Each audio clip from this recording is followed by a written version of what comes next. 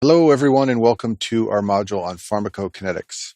In an ideal world, if you gave, say, 50 milligrams of a drug, it would go directly to the target organ and exert its effect. But as you can imagine, that's not the case, and that's because a number of different processes affect the ability of the drug to achieve its desired result. And these include things like absorption of the drug from the GI tract and distribution of the drug throughout the body, metabolism by organs like the liver, and then, of course, excretion. All of these things impact the drug's ability to achieve the desired result. So pharmacokinetics is the study of how drugs move through the body, and that's what we're going to talk about in this module, and it includes most of these things I've listed right here. So first, let me just review some of the terms we use for the different routes of administration of drugs. When we say a drug is administered enterally, we mean it's administered using the GI tract. Now, usually this means oral, but sometimes it can be sublingual, which is under the tongue, and rarely it can mean rectal administration. When we say something is administered parenterally, we technically mean it does not use the GI tract. And usually when we say parenteral administration, we mean IV, IM, or sub-Q. So this would be intravenously, intramuscularly, like an injection in the thigh, or subcutaneously, which means under the skin. Now, technically, there are other forms of parenteral administration that don't use the GI tract besides these three I've written here, but they're usually referred to by their own names. So these are names like inhalation for things like asthma drugs. Some drugs are administered intranasally. Sometimes, very rarely, we administer drugs directly into the spinal canal. That's called intrathecal administration. Of course, there are topical drugs which are absorbed by the skin. So the method by which you administer the drug affects how much of it will be available to the body. And we describe the amount of drug that's available to the body as the bioavailability, which is usually abbreviated with the letter F. So the bioavailability is the percent of the drug that reaches the systemic circulation unchanged from its initial form.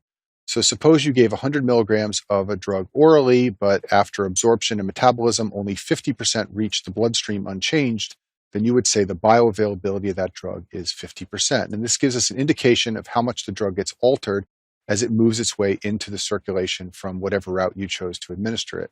So it's high yield to know that when you administer a drug intravenously, the bioavailability is 100%. You're injecting the drug directly into the systemic circulation, and therefore the entire dose is available to the body. It's also high yield to know that when you administer a drug orally, the bioavailability is always less than 100%. And that's for two reasons. First, every drug has some degree of incomplete absorption, and there's also something called first-pass metabolism by the liver. So let's talk about first-pass metabolism. So oral drugs that get absorbed go directly to the liver, and some drugs are very rapidly metabolized such that on the first pass, a significant portion of the drug is eliminated before any of the drug gets to the systemic circulation. So this first-pass metabolism can decrease the amount of drug that reaches the systemic circulation. And one caveat about this that's high yield to know is that in patients with liver disease, the amount of first-pass metabolism can fall. This means more of the drug may reach the systemic circulation than you would ordinarily expect.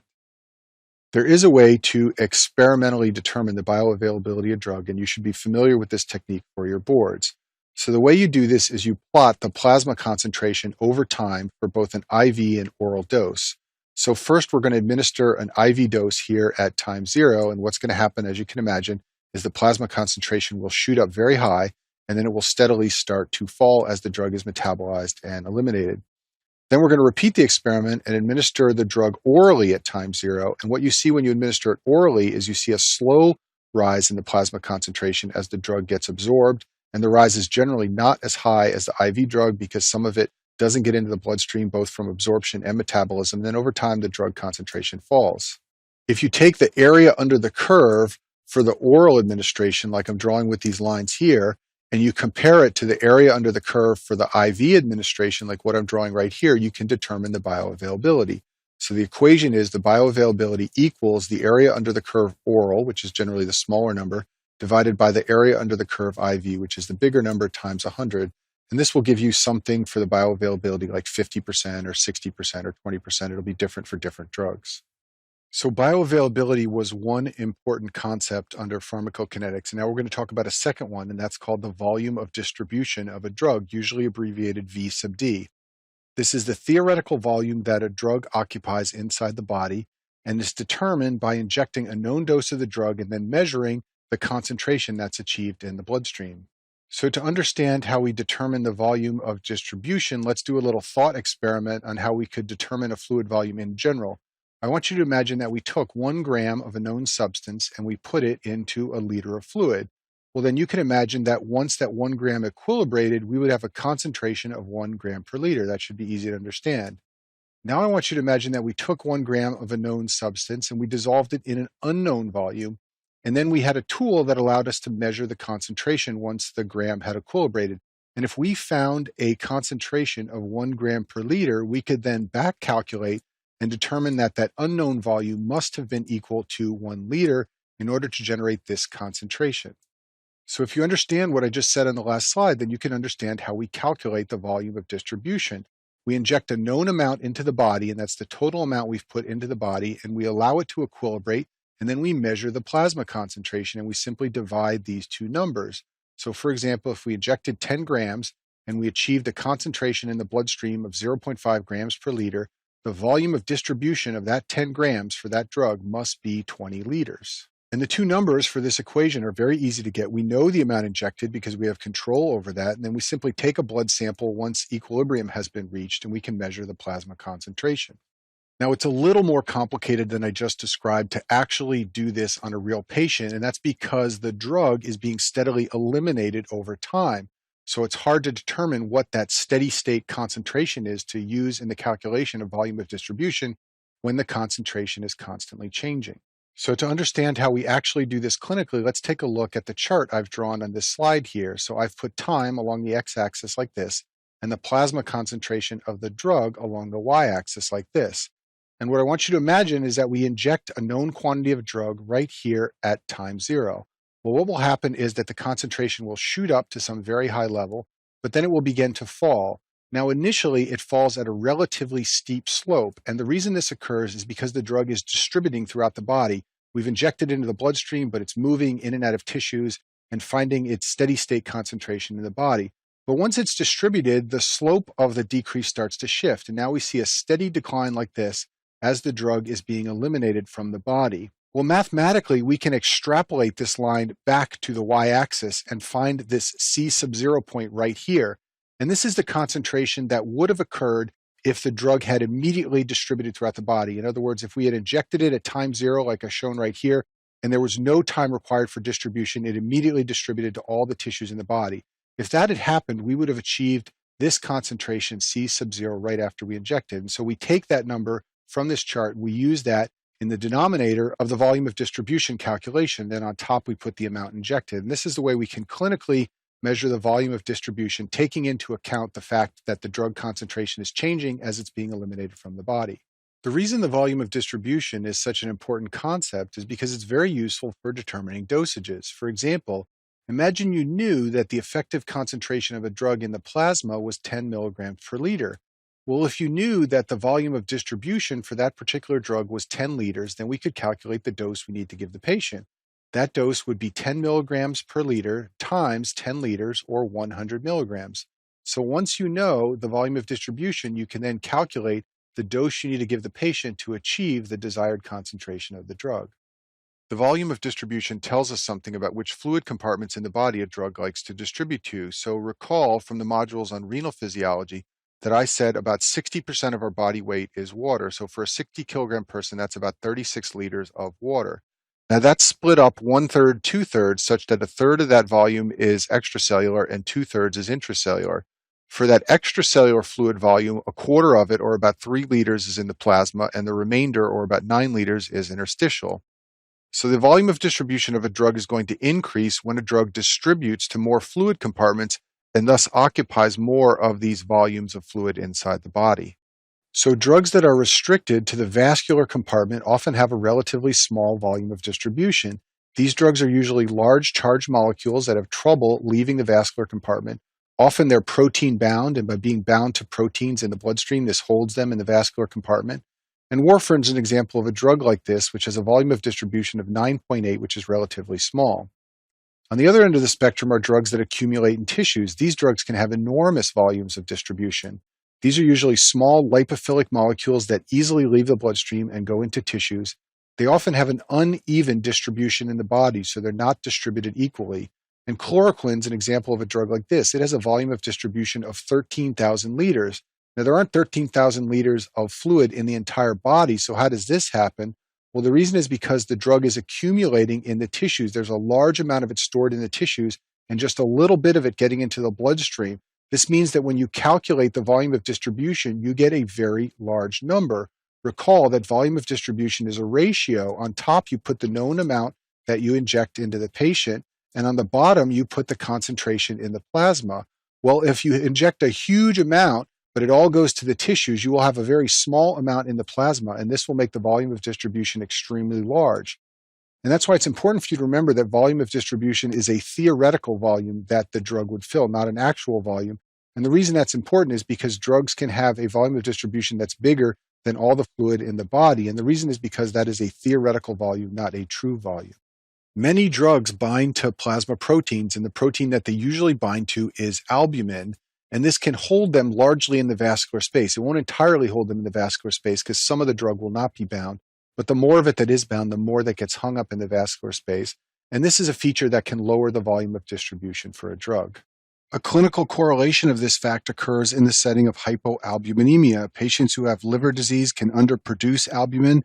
Patients with a nephrotic syndrome can lose albumin in the urine. In both of these situations, hypoalbuminemia can develop, and this means there will be less plasma protein binding of drugs. This means there will be more unbound or free drug present in the body, and this can move to the peripheral compartments, and that will raise the volume of distribution.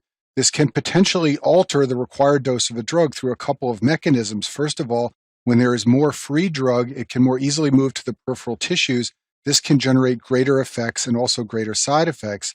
In addition, when there is more free or unbound drug, it can be metabolized and excreted faster, and this can also alter the dose that's required of a drug to achieve a given effect.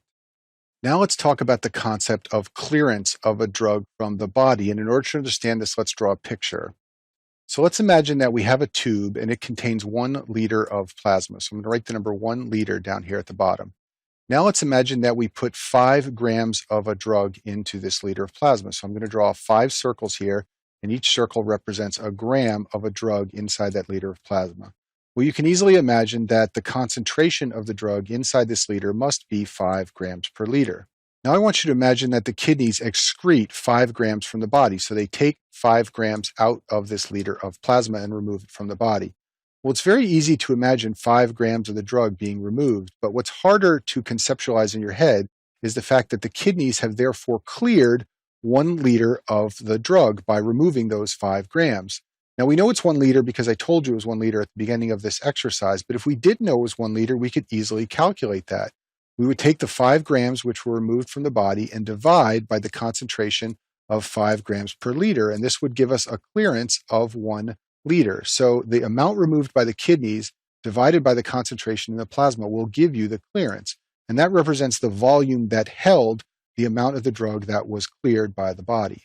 So back to our slide, clearance represents the volume of blood cleared of a drug. It's the volume of blood that contained the amount of drug that the kidneys removed. It's a number in liters per minute or volume flow that the kidneys are clearing, and we can calculate it by taking the excretion rate, for example, 5 grams per minute, if that were the excretion rate of a drug, and then dividing it by the plasma concentration. For example, if the plasma concentration were 5 grams per liter, we could put that on the bottom, and then we divide these two numbers, and we would get a clearance rate of 1 liter per minute for drug X by the kidneys.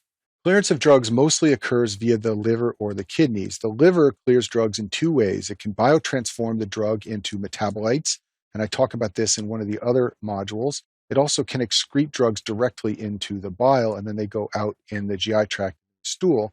And then the kidneys can clear a drug by secreting it or filtering it and excreting the drug into the urine.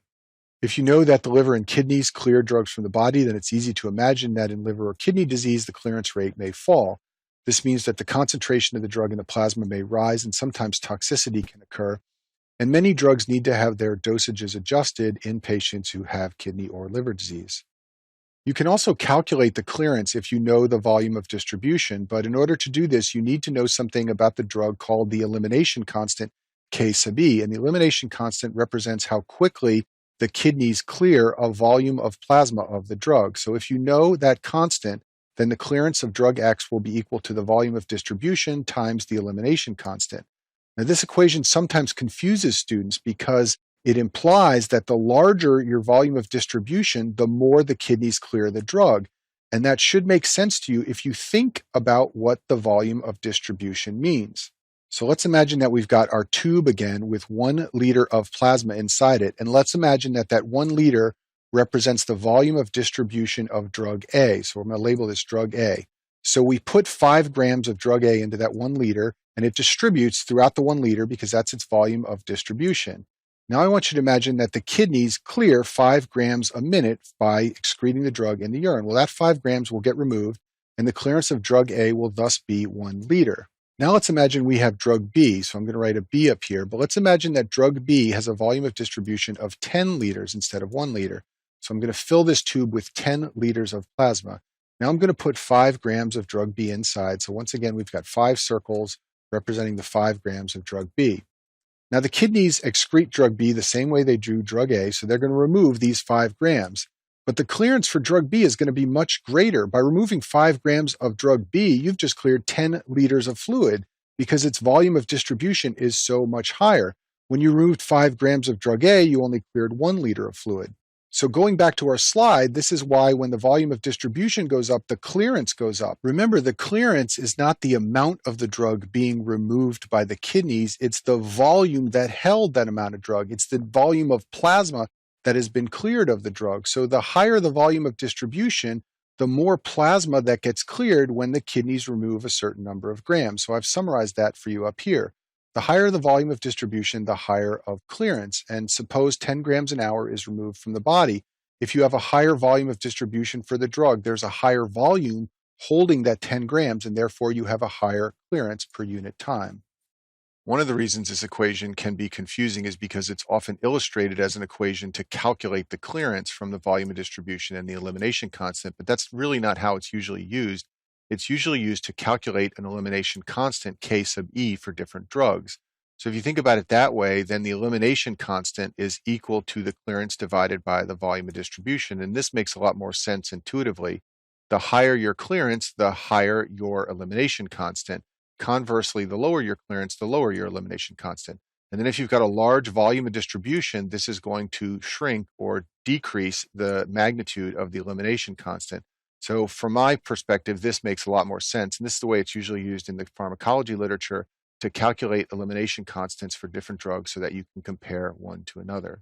You can also determine the clearance of a drug by monitoring its plasma concentration over time as it's excreted from the body.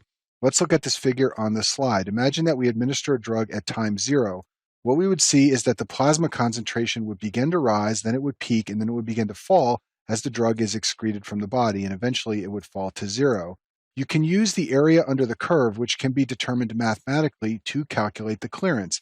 If you take the dose that was initially administered and divide by the area under the curve, you will get an answer that has units of liters per minute, and that answer will be the clearance of that drug body. Now let's talk about half-life. So the half-life of a drug is the time required to change the amount of drug in the body by 1/2. And it's usually determined by calculating the time required for the concentration of the drug to fall by 50%. And the half-life depends on the volume of distribution and the clearance of the drug. You can imagine that drugs with a very large volume of distribution take a long time for their levels to fall. You can also imagine that drugs that have a very high clearance rate fall more quickly than drugs that have a slow clearance rate. So the equation for half-life is that the half-life is equal to 0.7 times the volume of distribution divided by the clearance. So let's talk about what's going on inside the body after each half-life. Let's imagine that at time 0, we have 100% of the drug inside the body. Well, once one half-life goes by, the amount in the body will have fallen by 50%. So now we have 50% remaining in the body. After 2 half-lives, we're down to 25%. After 3, we're down to 12.5. After 4, we're down to 6.25, and then it starts to get even lower. Now, it turns out that once the amount remaining in the body falls below 6.25%, most drugs don't have any more therapeutic effects. So we generally say it takes 4 half-lives to get the drug out of the body, which means it takes 4 half-lives for it to fall to such a low level that it's not going to have any clinical impact for the patient. So the half-life has a very important role to play in the amount of time it takes for a drug concentration to reach steady state inside a patient. And it's very important that you understand this concept. So let's review this chart I've drawn on the screen, which is a fairly classic pharmacology chart. So in this chart, we have the number of half-lives of the drug along the x-axis, and we have the amount of drug or the dose that we've administered to the patient on the y-axis. So let's imagine that at time 0, we give the patient a dose of 10 milligrams. And then we let one half-life go by. Well, the amount that's inside the patient is going to fall from 10 to 5 after one half-life. That's a 50% drop. But now let's imagine we give another 10 milligram dose. Well, this is going to pump the amount of drug in the patient up to 15 milligrams. When another half-life goes by, we're going to fall down to 7.5 milligrams right here. But then we give another 10 milligram dose and we go up to 17.5 milligrams right here. After another half-life, we fall to half of 17.5, which is 8.75. But now we give another 10 milligrams and we go up to 18.75. After one more half-life, we now fall to 9.4, which is half of 18.75. And now we give another dose and we go up almost to 20. And now what's going to happen after we pass 4 half-lives is we're basically going to go up and down from 20 down to 10, up to 20, down to 10, and up to 20. So what you can see is that somewhere between 4 and 5 half-lives, we reach steady state such that the dose is going up and down between the same two numbers. So it's very important you understand this chart, and it's very important that you understand that it takes 4 to 5 half-lives in order to reach steady state when you're giving a repeated dose of the same amount to a patient over time. Now let's talk about how you calculate dosages of medications using things about the medicines like their volume of distribution and their half-life. The first thing you need to know is that there are 2 types of dosages we talk about. The first is called the maintenance dose, and that's a dose that's just enough to replace what was eliminated. In the example I just showed you on half-lives, that would be the 10 milligrams. And we want to get to steady state where we're replacing the 10 milligrams that gets lost with each half-life. A second type of dose that's sometimes administered is called a loading dose. And this is given when the time to steady state is very high. You'll give a very large dose for the first dose to get the concentration in the body up very high, and this will get you to steady state more quickly. And this is something you can do when the half-life is very high for a drug. It's high yield to know what happens to the maintenance and loading dosages in kidney and liver disease when the clearance of a drug may change. So in kidney or liver disease, the maintenance dose may fall. What's happening is that the body is eliminating less of the drug per unit time, so less needs to be replaced. But it's very important to know that the loading dose doesn't change. The loading dose is just to get you to steady state more quickly, so you won't give a different loading dose in patients with kidney or liver disease, but the maintenance dose will be affected. So if you want to calculate the maintenance dose for a drug, you want to set that dose equal to the elimination rate. And the elimination rate is going to be the desired concentration of the drug for therapeutic effect times the clearance. So for example, if we wanted a concentration in the body of 5 grams per liter, and we knew that the clearance of the drug was 5 liters per minute, we would just multiply these two numbers by each other, and we would get that we need a dose rate of 25 grams per minute to maintain this level of 5 grams per liter inside the body. And this is the dose required to match the elimination rate. Now, one caveat to what I just said on the last slide is if the bioavailability is less than 100%, then we need to increase the dose to account for this. So for example, in the last slide, we calculated a target dose that matched the elimination rate. But if the bioavailability were less than 100%, we'd have to divide that target dose by the bioavailability F to get the appropriate oral dose. This is easier to understand if we use some numbers. So imagine we had a target dose of 25 grams per minute to match the elimination rate like what I showed you on the last slide. However, imagine the bioavailability is only 50% when the drug's administered orally. This means we need to increase this number by 50% to make up for the amount that gets lost through first-pass metabolism or poor absorption. So the correct dose rate would be the 25 grams per minute divided by the bioavailability 0.5 or 50 grams per minute. So we're giving more dose than we actually want because we know a lot of it is not going to make it into the circulation. But this will ensure that the proper amount gets into the circulation to create therapeutic effect. Now let's talk about a loading dose. So the goal of a loading dose is to get you to steady state right away instead of having to wait 4 to 5 half-lives like I showed you a few slides ago. So in order to calculate a loading dose, you take the target concentration you want to achieve and you multiply by the volume of distribution of the drug. So suppose, for example, we wanted a concentration of 5 grams per liter because we know that that creates a therapeutic effect. If we also know the volume of distribution of the drug is 10 liters, then we can figure out our loading dose. We take the 5 grams per liter that we want times the 10 liter volume of distribution, and this tells us that we need to give a 50 gram loading dose. And the goal of this dose is to get us up to that concentration of 5 grams per liter immediately without having to wait several half-lives. Now, once again, if the bioavailability is less than 100%, you need to divide by F to increase the dose and account for the amount that's lost by poor absorption or first-pass metabolism. So this gives an equation for the loading dose of loading dose is equal to the desired concentration of the drug times the volume of distribution divided by the bioavailability F. So here's our chart of time to steady state again, where I showed you that it takes between 4 and 5 half-lives to get to a point where our maintenance dose is taking us from 10 up to 20, and then we go back down to 10 and back up to 20. The goal of a loading dose is to immediately shoot you up to 20 grams inside the body. Then that will fall down to 10 with 1 half-life, and then you can give the maintenance dose. But the point is you will achieve steady state right away after 1 dose instead of having to wait 4 to 5 half-lives. Drugs that have a half-life of, say, several days often need a loading dose so you get up there quickly. Drugs that have a half-life of just a few hours, you can often just give the maintenance dose and the patient will quickly be up to steady state. Depends on how quickly you need to get to the therapeutic effect. So we talked about a number of things in this module. Let me just leave you with a couple of key points that are very high yield to remember. The first is that the volume of distribution can be determined by the amount you inject divided by the concentration of drug that you achieve. The clearance equation is very important, 0.7 times the volume of distribution over the half-life. Remember that you need 4 to 5 half-lives to get to steady state if you're giving the maintenance dose only.